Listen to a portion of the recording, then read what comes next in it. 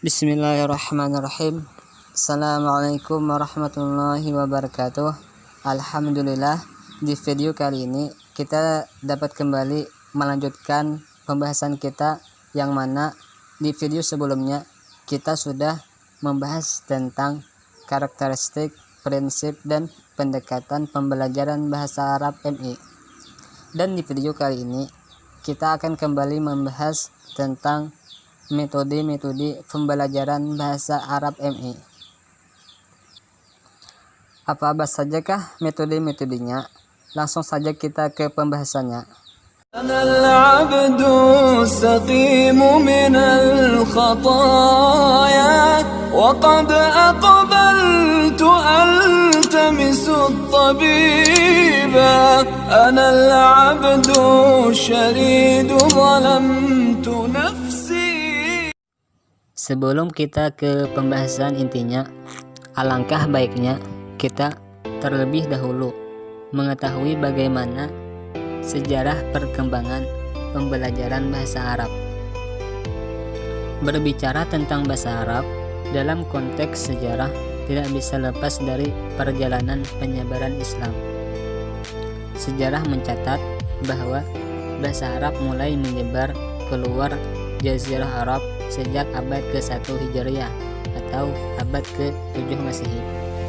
Karena bahasa Arab selalu terbawa kemanapun Islam disiarkan. Bahasa Arab pada masa Khalifah Islamiyah itu menjadi bahasa resmi untuk keperluan agama, budaya, administrasi, dan ilmu pengetahuan. Perjalanan sejarah masa lalu membuktikan betapa besarnya peranan bahasa Arab dalam menyelamatkan ilmu pengetahuan dan filsafat Yunani yang menurut bangsa Eropa berbahaya bagi agama mereka, sehingga setelah mereka memasuki zaman kebangkitan, ilmu pengetahuan dan filsafat Yunani itu diambil alih kembali dari umat Islam, dan sampai sekarang dapat kita saksikan keunggulan mereka di berbagai aspek kehidupan, termasuk ilmu pengetahuan dan teknologi. Dalam pengajaran bahasa, metode-metode yang berkembang di Eropa pun diadopsi dan digunakan secara luas di Mesir, mulai dari metode gramatika terjemah dan sampai dengan metode langsung. Perlu pula disebutkan bahwa pada waktu yang sama, para misionaris Kristen dari Amerika menyerbu negeri Arab bagian utara atau Syam. Mereka mula-mula menggunakan bahasa Arab sebagai bahasa resmi penyebaran misinya. Banyak di antaranya mereka yang ikut berjasa memajukan bahasa Arab. Pada waktu itu, Syria dan Lebanon merupakan salah satu pusat pengembangan bahasa Arab. Banyak buku mengenai ilmu bahasa, termasuk kamus-kamus yang ditulis dan diterbitkan di kedua negeri itu. Tidak diragukan lagi bahwa hubungan Arab dengan Amerika yang dimulai oleh para misionaris ini berpengaruh terhadap perkembangan metodologi pengajaran bahasa Arab. Hubungan ini terus berlanjut, lebih terbuka dan intens pada masa-masa sesudahnya. Pembahasan selanjutnya yaitu pengertian metodologi pembelajaran. Secara etimologi, istilah metodologi berasal dari bahasa Yunani, yakni dari kata methods yang berarti jalan atau cara, dan logos artinya ilmu. Sedangkan secara semantik, metodologi berarti ilmu pengetahuan yang mempelajari tentang cara-cara atau jalan yang ditempuh untuk mencapai suatu tujuan dengan hasil yang efektif dan efisien.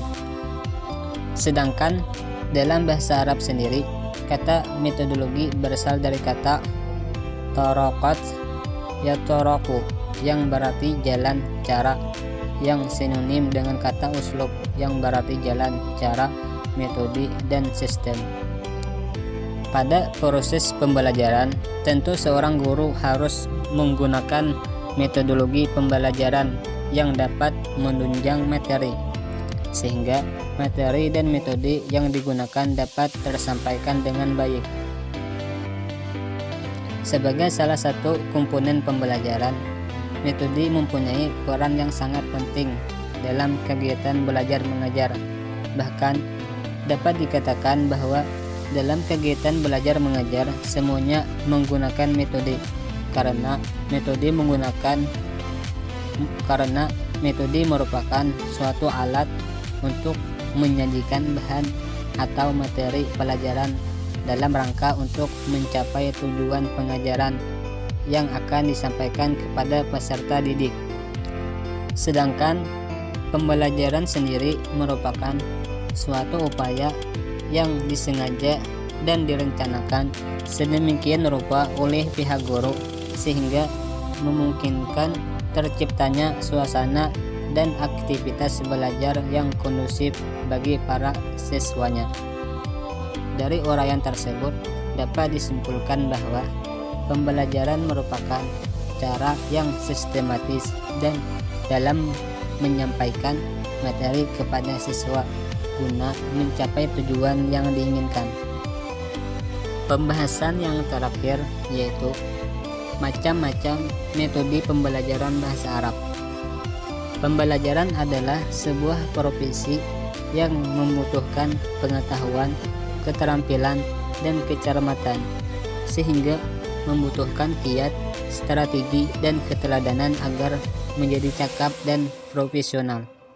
Sebuah pembelajaran akan menjadi tidak efektif, bahkan sia-sia, atau tidak mencapai tujuan yang ditetapkan manakala tanpa didasari oleh metode itu. Bahkan bisa saja penerapan metode yang tidak tepat justru akan menghambat jalannya pembelajaran. Oleh sebab itu, penting memahami karakteristik sebuah metode dengan baik dan benar. Agar lebih memahami metode pembelajaran, pendidik harus memahami metodenya. Yang pertama, metode kawaid dan terjemah. Metode ini merupakan gabungan dari nahwu atau grammar dan terjemahan yang merupakan bagian dari filsafat bahasa dan logika belajar bahasa yang mampu memperkuat kemampuan peserta didik untuk berpikir secara logis, mampu memecahkan masalah, serta memperkuat hafalan. Sesuai dengan nama metode ini, maka karakteristik utamanya terfokus pada pengkajian kaidah-kaidah tata bahasa dan penerapannya dalam penerjemahan. Prinsip utama metode ini, tata bahasa yang diajarkan adalah tata bahasa formal dengan teknik deduktif, sedangkan kelancaran tidak terlalu diperlukan bagi pendidik bahasa asing, karena melalui metode ini mereka mengajar bahasa dengan bahasa peserta didik. Metode yang kedua yaitu metode langsung atau mubasyarah. Metode langsung berasumsi bahwa proses belajar bahasa asing sama dengan belajar bahasa ibu, yaitu dengan menggunakannya secara langsung dan intensif dalam komunikasinya. Menurut metode ini, para pelajar belajar bahasa asing dengan menyimak dan berbicara, sedangkan membaca dan menulis dapat dikembangkan kemudian. Metode ini disebut metode langsung karena selama pelajaran guru langsung menggunakan bahasa asing yang diajarkannya, sedangkan bahasa murid tidak boleh digunakan. Untuk menjelaskan arti suatu kata atau kalimat digunakan gambar-gambar atau peragaan. Metode yang ketiga yaitu metode audio lingual method. Setiap orang pasti memulai kemampuan bahasanya dengan mendengar untuk kemudian diterapkan secara langsung apa yang telah didengar. Dengan demikian, metode audio lingual memberikan paksaan yang terstruktur dalam rangka memberikan arahan untuk berekspresi secara legawi dengan tetap menjaga irama pembentukan bahasa yang benar dan tepat. Metode ini bertujuan untuk menghasilkan siswa yang menguasai dengan baik keterampilan berbahasa yang 4 macam, yaitu menyimak, berbicara, membaca, dan menulis dengan memperhatikan pada aspek ucapan. Bahasa Arab pada dasarnya merupakan sarana komunikasi di antara manusia dan bangsa. Metode yang terakhir yaitu metode elektik. Metode elektik yaitu metode pilihan dan gabungan dari dua metode atau lebih. Metode ini akan menjadi metode yang ideal apabila didukung oleh penguasaan guru terhadap berbagai metode, sehingga dapat memilih metode yang sesuai dengan kebutuhan program pengajaran lalu menerapkan secara profesional.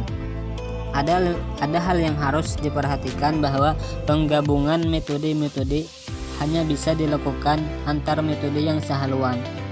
Dua metode yang asumsi dan tujuannya berbeda tidak dapat digabungkan. Penggabungan lebih tepat dilakukan dalam tataran teknik dan operasional.